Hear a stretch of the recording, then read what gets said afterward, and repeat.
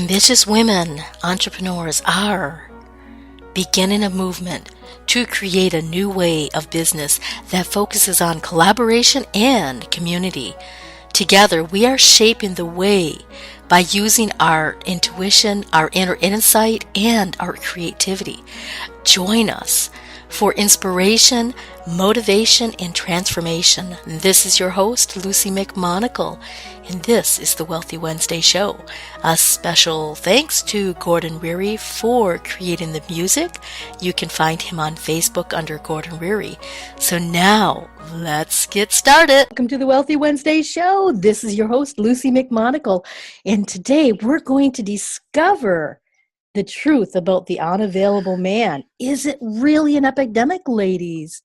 Or are all the good men taken? Today we're going to find out by an incredible expert. Her name is Pamela Vandervoot, and she is a dating expert, and she also has a bachelor's degree in communication and a master's degree in spiritual psychology.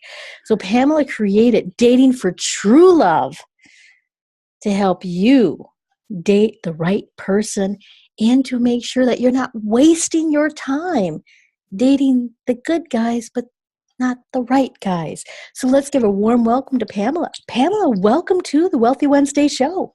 Hi, Lucy. I'm so excited to be here. I love talking about this because it's just so juicy and it's just so important because people suffer in dating. I mean, they really do. So I find it unnecessary suffering. So exactly. And there's so many women entrepreneurs that are listening to this, and they're busy. Yes. They've got full schedules, and sometimes they might settle for the nice guy, the good guy, but knowing in their heart they're not the right guy. And some of us have this belief system. I know I had this belief system when I was younger, that all of the good men are taken and they're unavailable. Could you tell us a little bit, what is this belief system about what is the unavailable man? So here's the thing. What an unavailable man really is just whenever you want more of a commitment than he's willing to give you. So an unavailable man is in the early stages of dating. If you want a second date, an unavailable man could be, while you're dating, and if you want him to call you every day and he doesn't. An unavailable man could be the person you're married to who you just maybe want more intimacy with or more time with, or want him to just take out the darn trash, Wow. So it's because it's whenever you want more than what he's willing to give you. And of course, during the dating stage, right, when you're navigating that weird path from like casually dating into committed, that's when it seems to be the most prevalent, right, or the most intense or something. So, yeah. Wow.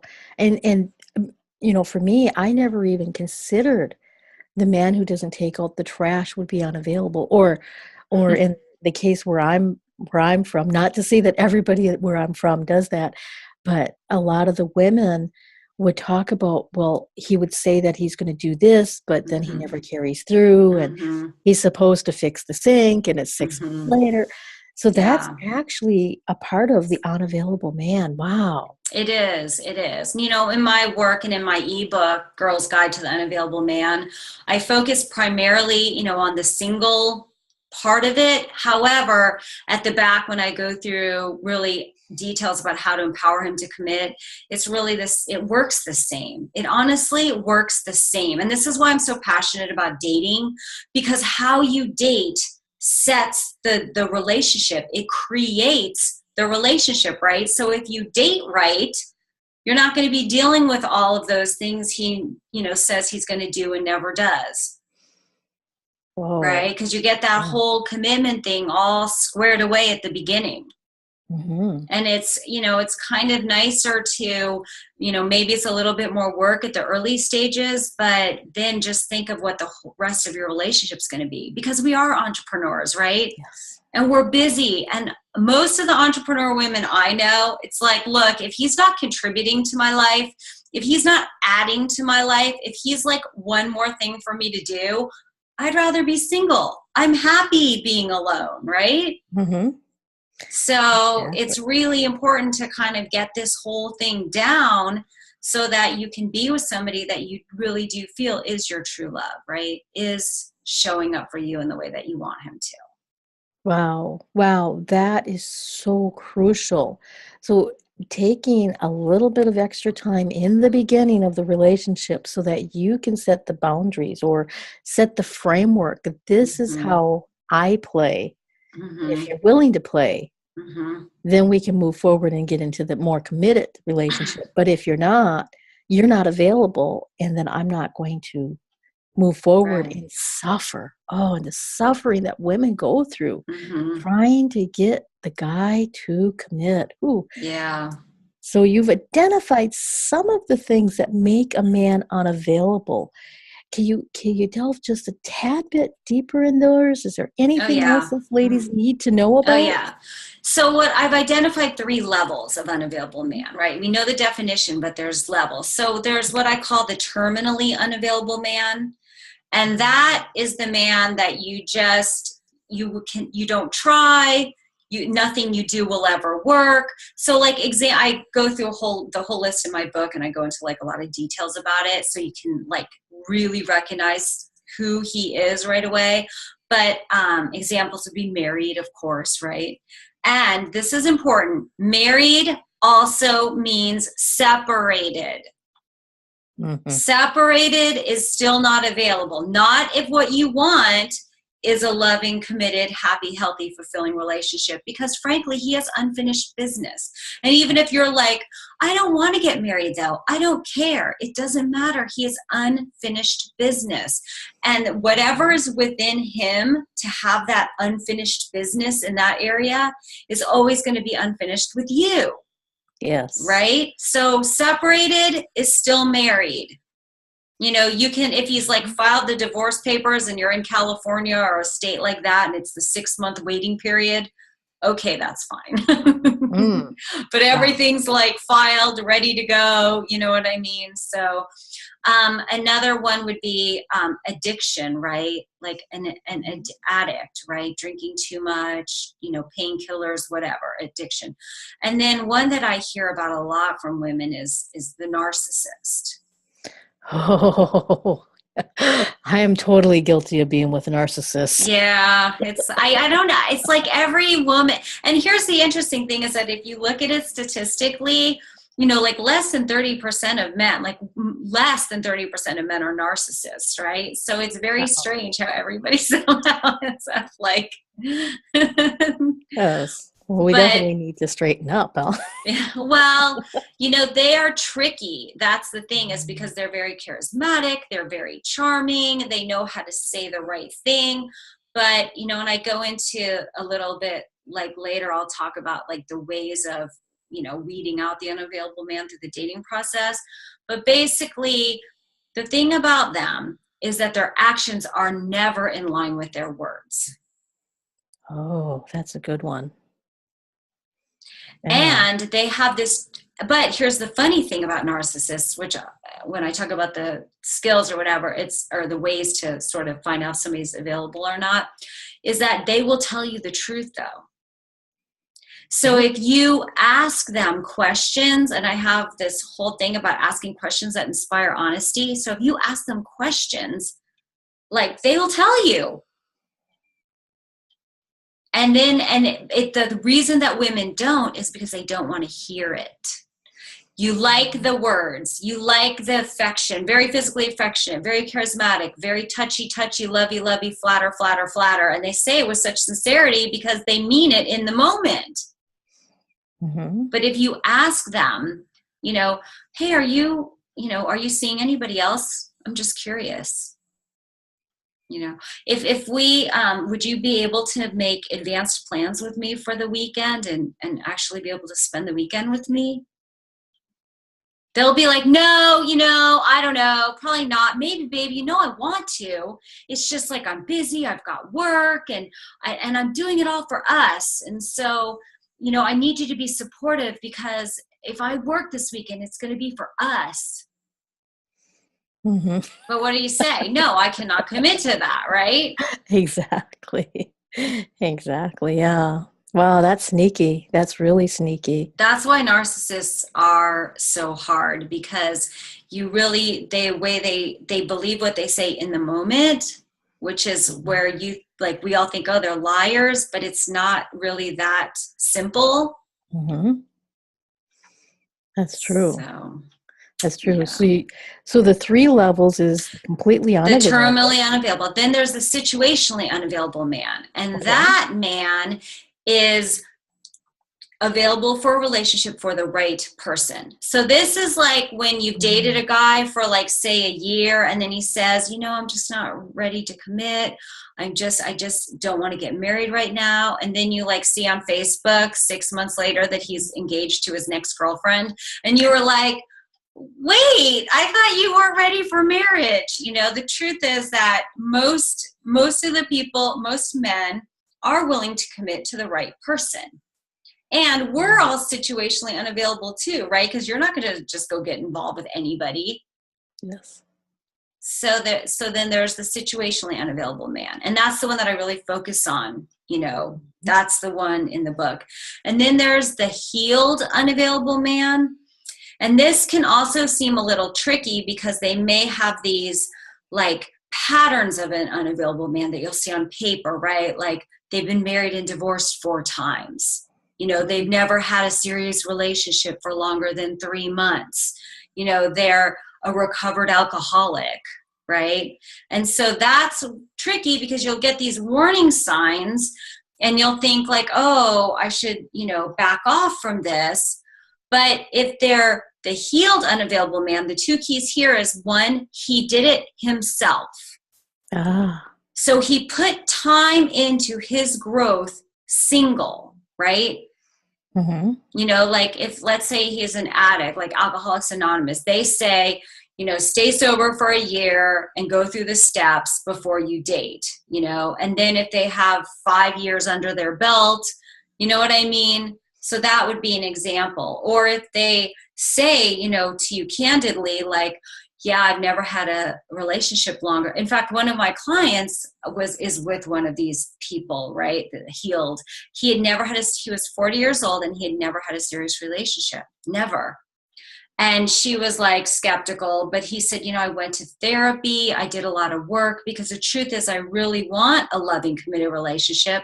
And I had to take a look at myself and say, why don't I have this? What's going on with me, right? That I don't have this. So that kind of dialogue would be an indicator that they're healed. But if they've never had a serious relationship and they're, 45 years old, and they're like, it's just the women, or I'm just busy with work, or, there's just never been anybody that's interesting to me, like a force outside of themselves that's the cause of this situation, then they're unavailable. They're terminally unavailable, and you move on. Because here's the thing, again, they healed themselves. Wow. You can't be like, oh, but he's got all this great stuff going for him and he just hasn't met the girl and maybe I could help him open his heart. No. No. Yes, isn't that a syndrome where you want to change somebody else? Yeah. And there's so many of us women who absolutely see the goodness. We see the potential. Yes, of fall in these love with the men. potential. Yes, but we're not able to get them from here to there. And then we wonder what's wrong with us. Yeah. And it's just a trap that will only lead you to have low self-esteem and never get what you want. That's so true. Yeah. That is so true. So you talk about the unavailable men, and you talk about the situational unavailable, the chronic unavailable. And is there anything that can inspire? You said that one of the men, if they meet the right person, then they'll commit. Yes. How does that work? Is that something inspiring that some of the ladies should be looking for? That's what I call empowering the unavailable man to commit. Oh. And the way you, and so first I'm going to tell you what you don't do, right? Because Okay. often we learn by doing what we don't want, right? Or, Mm-hmm. so the first thing you don't want to do is to become a chameleon. And Ah, that is like that woman that pretends to share his hobbies. It's like, I don't know, have you ever had that friend where she's like, wearing a cowboy hat and loves country western dancing because the guy she's dating is like a cowboy, but then the next week they don't work out, and then she's wearing like the biker jacket and like leather boots because the next guy she's dating is like the biker guy. wow. So have you ever, I've had lots of friends like that. And Ah, even myself, like I've been like in the past was a little guilty of like kind of, oh, I love sports, like whatever. I do love sports, but you know what I mean? Or like, that's yeah. my favorite team. So it's really important not to do that because it's sending out a signal like I'm not enough for who I am, Mm, you yeah, know? that's true. And so so don't be a chameleon, be yourself. And the other thing not to do to empower them to commit is to become Miss Perfect, right? Like you're perfect. Everything's perfect. You always want to look perfect. We all put our good selves first. You know what I mean? Of course. Mhm. But that way of when you just don't want anybody to think there's anything like everything, or oh yeah, I did that, just that perfectionist thing. It doesn't work. It's actually very alienating to men. Mm. And another thing that doesn't work is trying to be the cool girl, right? Like, sure, I'll go to the strip club with you. I love strip clubs, or like, yeah, go out with your friends and stay out all night and, get totally hammered. Call me at 3 a.m. I'll pick you up. No problem. Like, being the cool girl, then they won't respect you. And then you'll be in the friend zone, right? That's like the booty call girl. That's the friends with benefits girl. So, being the cool girl doesn't work either. And the other thing that doesn't work is then the opposite end, which is being like hyper vigilant.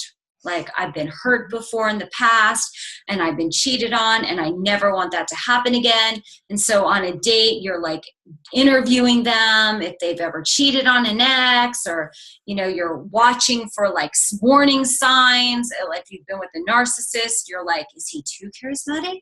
Is he too charming? Is what he's saying right now a lie? If he pays you a compliment, oh yeah, I've heard that before. Right? Mhm. So that also doesn't work, right? Like being hyper vigilant. Mm, But that's true.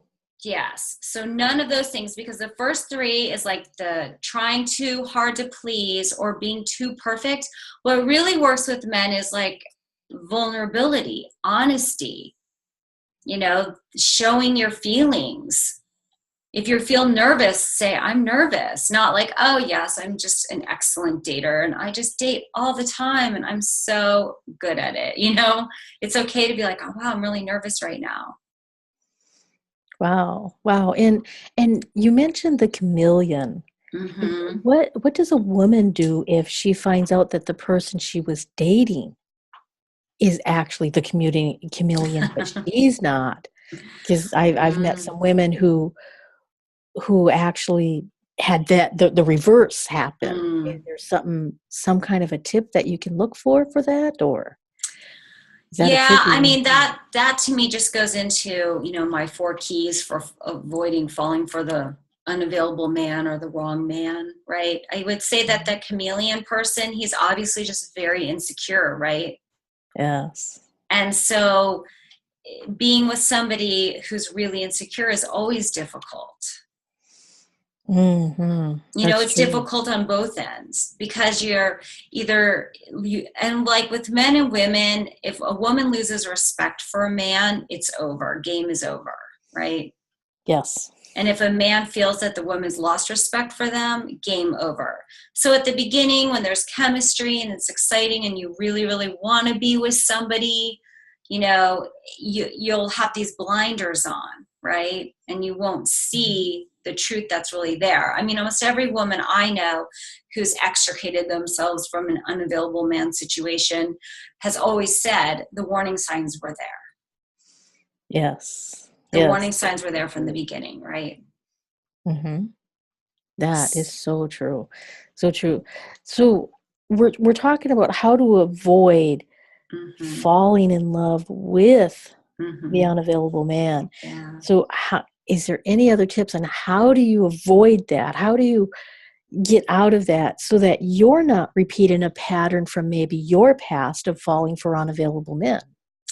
Yeah, so the first most important key that nobody ever likes is taking it slow. Yes, taking it slow. Yeah, and I just have a few things to say about that because it's not just about physical. Yes, physical for sure. Mm-hmm. Physical for sure. I say 10 dates and 6 weeks minimum. Mm-hmm. Minimum, right? Because it takes that kind of time to get to know somebody. But the other thing about taking it slow is emotionally, like in your own head, take it slow. Because what women do so much is like the imaginary relationship, right? Like Ah, you meet him and you go on a date and the chemistry's there and you're talking and like the vibe is going, and all of a sudden you're like picturing you guys married, meeting your parents, happily ever after, remodeling the house. Like if you've ever seen that or that movie, How to Lose a Man in 10 Days, oh, but I have should you ever seen probably it? watch it. It is so good. It is so good. It's like all the mistakes that women make. It's hilarious. It's with Kate Hudson. And one thing she does to try to scare them off is she makes this photo album of like, pasting like pictures of their kids and stuff. And then she like buys them like matching outfits and stuff. And he's like, oh my God. It's really Oh my hilarious. But we do that in our head. And the second you do that, it's like Gestalt, right? Like the God. whole psychological principle of Gestalt, where you start to fill in the blanks. You start to fill Um, in the pieces. Like you have dots that are shaped as a box, mhm. and your mind fills in those lines and makes it a box, right? It's like you see a guy, you have chemistry, you like him, your mind starts to fill in those lines and make him the guy you want him to be. So Mm. it's really emotional and mental discipline to take it slow in your head too. Wow, and that can be very difficult, especially if you like the chemistry, if you like the hormones and the pheromones, Yeah. and you really and maybe you've been waiting and waiting Yes. and waiting for years or Yes. days or months or Yes. however long. Sometimes that can be difficult if you actually meet somebody who brings up that that desire to want to have more. So you've been talking a little bit on the Girl's Guide to the Unavailable Man, and in your ebook, you talk about debunking the myth about Mm-hmm. the unavailable man. Mm-hmm. So what do you mean by that? And for the audience, is there some way they can take a sneak peek at this book? So what I mean by debunking the myth is that there are good men out there, that all the good ones are not taken, and that truthfully, this terminally unavailable man is, like I said, it's like 30%, right? It's a small percentage. And if you follow my keys and you follow my communication techniques that are in the book, and you do this taking it slow, right? And I talk about a lot of ways to actually do that, to support you in that, then you really will meet the right guy. It's just that it's really you, right? It's about you, because when you've been hurt in the past, or if you don't feel safe in the dating process, right? If you don't trust yourself to date right, you're only going to see the unavailable man, or you're going to take what a situationally unavailable man says or does, and you're going to make him into an unavailable man. Wow.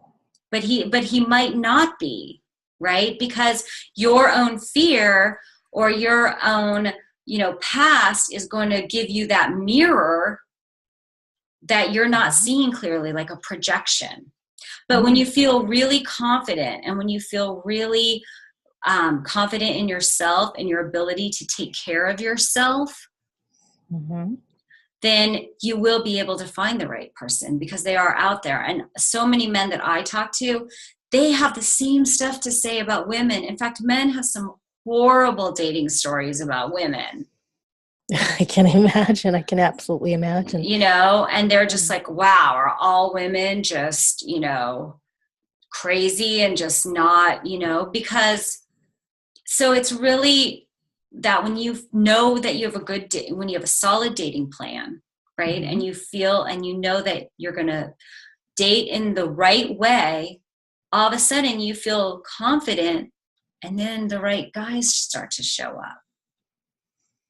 And you could date some really amazing men on your path to finding the right man, because they are out there. Yeah. Is there some way that individuals, how do they get a hold of the Girl's Guide to the Unavailable Man? Debunking the myth. Well, it's on my website, datingfortruelove.com, and there's a unavailable man on the menu bar, and just click on that, and that takes you into getting my book. It's totally free. And I also have a quiz. Are you a magnet for the unavailable man? Because if you're repeatedly attracting unavailable men, then it's something within you that needs to shift, right? Because you're getting the feedback, right, from life, from the people that you're attracting, that there's something inside of you that needs to shift so that you are available for the right man. Yes, that is so true. So, ladies, if you are listening to this and if you're single, get this book, datingfortruelove.com, and sign up for it. Now, if you're married, but you know some single friends, let them know about this, because I know that you do not want to see your friends suffering with the chronically unavailable man. And if you're married and he's not taking out the trash or fixing the sink, you can grab the book too, because there's some really good tools for communication and stuff in there. Oh, absolutely. So definitely do that too. Just because you get it does not mean you're going to get a divorce. It just means that he might take out the trash on time. Yes. And you'll learn how to communicate better with your partner, with your mate, so that the frustration for you and for him will be less than it has been. So, Pamela, we just got a few more minutes before we wrap up. I just had a couple of more things that I wanted to ask you for the ladies that are just listen to this and they just realized, oh my gosh, I'm with a chronically unavailable man. Is there any way that she can just slip out of it, or that she just has to do work for herself? No, so what I would do is, because if you're in a relationship, it's been going on for a little while now, you're in a dance. You guys for sure have your patterns all set up and there's a dance, right? So you need to just break the pattern, because when you start, and you need to learn how to ask really clearly for what you want in the right way. Because then you'll ask for what you want very clearly in the right way. And then when they don't do it and they don't follow through, because they won't, if they're truly terminally unavailable, they will not follow through, right? And then don't get frustrated and blow up and be like, oh my God, you never do this. Then there's ways of communicating where you say, last week you said that we were going to have a date night this week, and then I didn't hear from you. Or, calling me every day. You say we're going to call me every day, and then I didn't hear from you. Is there any way, is there a reason? Could you share with me, what happened? I'm just curious. So give the benefit of the doubt. I noticed you didn't call me. I'm just curious. And if they're like, I was just so busy with the work and da-da-da-da-da, then you can say, well, I really, in order for me to be happy in this relationship, I need you to be able to call me every day. Can you do this? Really calm, because this is about what you need, right? So if you have all these things in your head that you'd like it to be, he's not going to know that. So pick one thing that you really need and hold him accountable. And I guarantee you that if he's terminally unavailable at the end of the conversation, after several times, it'll take 4 times of him not doing it. I'm just telling you now. You got to have the accountability conversation 4 times. He'll just be like, yeah, I just can't do that. And then you're going to have this peace within yourself, because if you're hanging on to a relationship, it's because there's some piece of you that keeps thinking maybe it will change. That's the only reason you're hanging on. Or you're afraid to be alone. But even if it's you're afraid to be alone, your mind is telling you that you think it could change, right? So if you do pick this one thing you need, ask for at least 4 times, really calm, holding accountable, then you will see that he'll never do it. And then the story in your mind about him changing will dissipate. And then you'll only be left with, oh my God, I'm afraid to be alone. Or, oh my God, I'm afraid there's nobody else out there. Or whatever your fear is. But that's about you. That's true. That's true. Wow. And so then you can say, I'm going to give into my fear and stay with this person, but at least you know what you're getting into, and that you're never going to get it any better than this, and it will never change. Wow, Pamela, that is so much gold right there. I mean, that's just real gold. And it's really about being accountable for you, for speaking your truth calmly. And specifying, this is what I need, because the men, they might have a connection with you, but they're not mind readers. Never. And they might do some things that you think you want them to do, and they do it. And so that kind of creates this belief that, well, it's obvious. And I've had some friends that tell me that, their ex-husband should have known better because it was obvious, but she would never tell them. And so thank you for clarifying that. You have probably saved so many women for suffering for years and years, where they can just nip it into the bud, really know what they're dealing with. So Pamela, is there any last tips that you'd like to leave our audience with? I would love to keep you on for several more hours, but I do have to respect your time and make sure I respect my audience's time.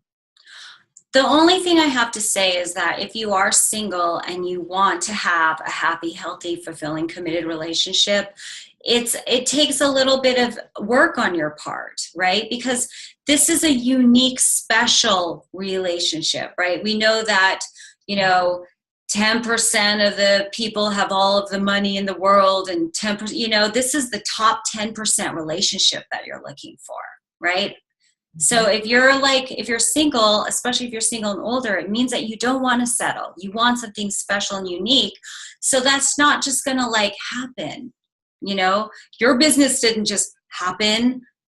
All the entrepreneur women, their business didn't just happen. We all put a lot of work into our businesses. Yes. We know the groundwork that went into building this business. Well, guess what, ladies? It's the same for a relationship.